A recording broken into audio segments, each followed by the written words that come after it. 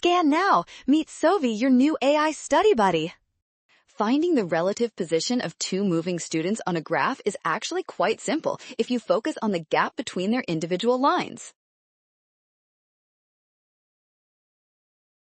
First, look at the starting positions at time 0. Student Q begins at a higher position than student P, so the relative position of Q minus P must start positive. Next, compare their velocities by looking at the slopes. Student P has a steeper slope than student Q, meaning P is moving faster and will eventually catch up to Q. Since P is faster, the gap decreases. The relative position graph must be a downward sloping line starting above 0.